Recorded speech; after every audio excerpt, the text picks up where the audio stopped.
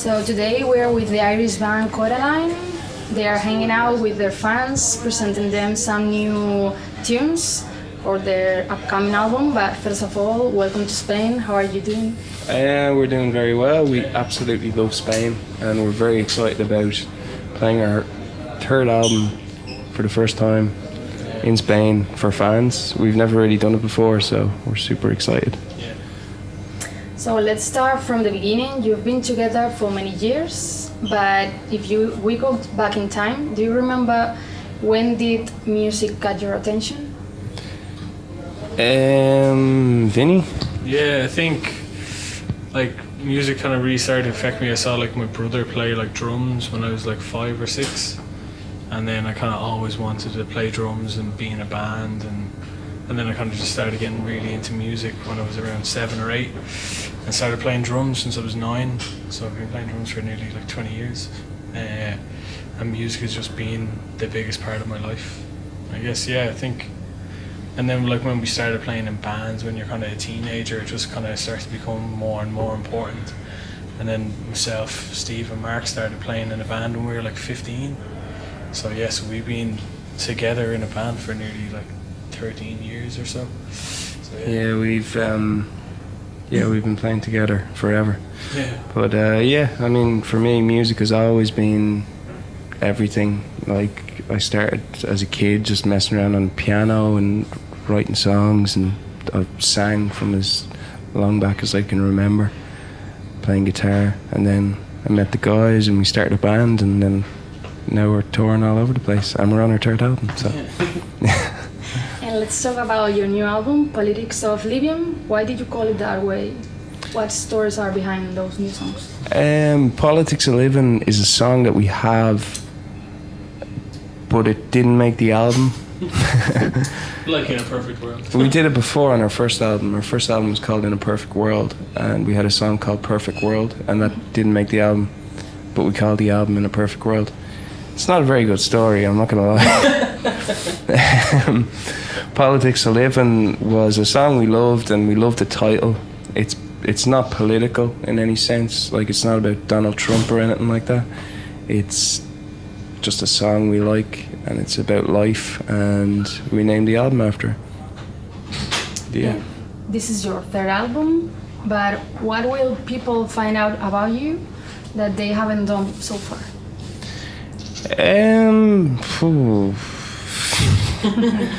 I hope not some dangerous information that they can use against us. No, I mean, you know, every song is open to interpretation. You know, we've got some songs on it. Every song tells a different story. And when somebody listens to a song, they might hear something else, you know. I don't think they'll learn much, to be honest. No, Well, they might. Yeah, I mean, might. I hope they don't. I mean, I like the kind of air of mystery, you know. It's good. Yeah. We never go too into detail about songs, like so. Yeah, it's as Steve said, they're open for interpretation, and whatever anybody that's listening kind of thinks that the song is about, you know. Like the song has all the songs have meaning to us, and they're written about specific people or things that have happened to us, like, you know. So, but again, like music is, it's so like once we have recorded and put it out, it's out there, and it's for everybody else to kind of make up their own mind about what they think it's about. And your album was set to be released earlier this year, but what made you stop and record it again? We felt that we wanted to finish one more song, and because we really loved that song, and we wanted to put it on the album.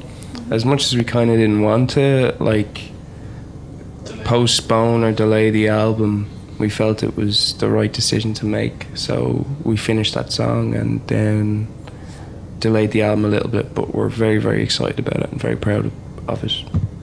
And I've been listening to the album, from that folky sound you had in earlier albums. Now you have become more electronic kind of vibe. But what made you change the route of your music, and what have you learned going out of your comfort zone? I think it's incredibly important to get out of your comfort zone, because if you don't get out of your comfort zone, you're never going to progress, or you're never going to you know, going to unknown territory really. So yeah, I think it was from the get-go before we even went into a studio or started writing songs for this album, we decided that we didn't want to do the same thing again, and we wanted to try something completely new. Hence all the electronic stuff on the album. But it was challenging. We learned a lot as songwriters and musicians. We're always growing, and it was a challenge, and it was exciting. And I don't know what we're going to do next. Could be a metal funk album, I don't know. No, yeah. And for the album, you team up with Steve Mack, John Coffer, and your longtime collaborator. But how was the experience of sharing your songs with them? Yeah, it was awesome to work with. Johnny Coffer is really, really cool. As musicians, like, the first thing I'll do is sit at a piano when I'm writing a song, or pick up an acoustic guitar and start singing and playing chords. He'll be sitting at a laptop, and then all of a sudden he'll take a vocal hook or something, and it'll sound like nothing I've ever heard before, you know. Yeah, he's pretty awesome. So that alone, you know, was a really, really cool experience. He's so quick, you know. So writing with him was awesome. Steve Mack has been working and producing and writing for 25, 30 years, and his back catalogue is massive, so to be in the studio with him was kind of a bit of a privilege, you know, and to see how he works as well was deadly, you know. So yeah, I mean, up until this point we've never worked with other people. We've always kept it just kind of the four of us and maybe one other person. So on this album, the main difference is that we've kind of collaborated a lot with different people, new producers, and like Johnny Coffer, Steve Mack, Johnny McDade is another person who's a really cool guy. But yeah, it's been an awesome adventure, and we're super excited to get back on the road, and most importantly, to get back to Spain. And the album will have 12 songs, but I know this question is difficult because they're all yours, but if you could pick one, which is the most special for each of you and why? I mean, I love every song in its own way, you know. Every song is different. Every song sounds different, but probably we played one of our biggest shows to date ever, and it's quite a sad story, but a girl passed away at the show, and it was our own show, and we played to 38,000 people, and we were like, it was the best day of our lives. And then all of a sudden we got the news that she had passed away, and we didn't really know what to do, so we decided that we'd write a song, and it was never going to go on the album, but we gave it to her family as a present, and then her family kind of really wanted it on the album to remember her, and it's a song called Angel, and it's on the album, so you know, it's in memory of the fan who passed away. So for me, that's pretty awesome, you know, and that the family are happy and stuff, and it's a good way to remember her. So, but there's other songs as well, you know, but yeah. And your lyrics are quite emotional and personal, but how does it feel when you open up so much with the people who listen to your music? I guess it just kind of, it like happens. It's kind of, we live with the songs for so long, like, you know, in the studio and writing them like in bedrooms and stuff like that. So it's kind of, we've lived with the song for so long, so it's nice to kind of get it out there and just kind of let it go and let other people kind of have meaning and take meaning from the song, like, you know, because we with other songs of ours like The One and All I Want, and with The One people have used it for like weddings, like, and they walked down the aisle, it was their first dance, and All I Want was played at like people's weddings or funerals or graduations and stuff. So it's kind of, yeah, like the songs mean something to us, and then it's great that other people kind of take ownership of certain songs of ours. And yeah, it's an amazing feeling when you write a song and you know it's specifically about something that happened to you or an experience, and then you play it live, and then there's people singing along, and then you meet fans afterwards, and they all connect to it in a different way. Like it's the power of music, and it's amazing. Music is awesome. And now you are in Spain, but you will be back in October, playing shows in Madrid and Barcelona. But tell us, what are you preparing for this new tour? The tour is, we're really excited. It's been a while since we've done a kind of big long tour, so we're playing shows around Europe for like 5 weeks, and then we go to America for 4 or 5 weeks as well. The show is gonna have some new stuff from the album. Like we're music fans, like first and foremost, so when we go see a band, we don't just want to hear like all their new stuff. We want to hear like all songs that we'll be able to sing along and dance to. So that's what so when we like are building a set, it's kind of important that there's a good mix of old and new, and that everybody's just there for a good time, you know, because that's what we're there for. We're just there to kind of make people happy and smile and dance and cry, and so that's what we're going to try to do. We live to play live as well, so it's all about touring, you know, our shows, and we put everything into it, so we're super excited. And what song are you most excited about playing live? That's a really tough question.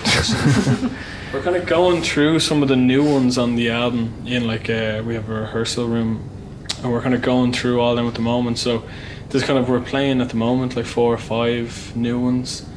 And they're all sounding amazing, so it's going to be really hard to pick which ones to play. So I don't know. It's going to be exciting. But it's a tough one to pick. We don't know yet. Yeah. And talking about your Spanish audience, how would you define your relationship with them? And most importantly, do you have any favorite moment with your fans in this country? Well, we've played at a lot of festivals. Yeah.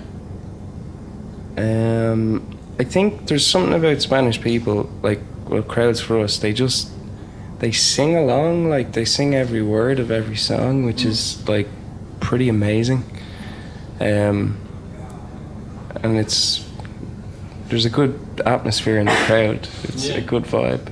I think it's a real kind of party atmosphere in Spain, like, you know, especially at festivals and stuff. And we haven't played too many of our own shows in Spain, but any of the ones that we have played have been incredible. So we've only had good experiences, like, you know, playing shows here. So we can't wait to replicate that in October.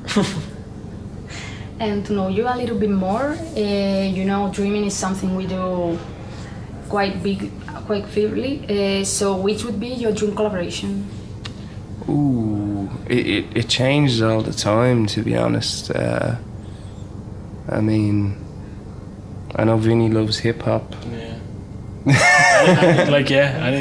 Post Malone, J. Cole, Chance the Rapper, Jay-Z. Any one of them would be amazing. It could be interesting. We've never really collaborated, but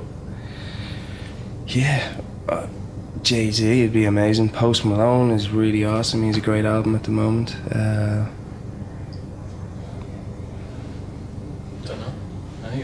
Anybody that is willing to, we're big fans of Macklemore, so and we've kind of been to a couple of his shows. He's incredible, so collaborating with him would be amazing. There's some amazing female solo artists out there as well that are absolutely incredible. So the Gypsy Kings. That'd be cool. Any one of them. And of all the songs of music history, which one wish you had written or sing originally? These are good questions. Really good questions. There's so many great songs out there.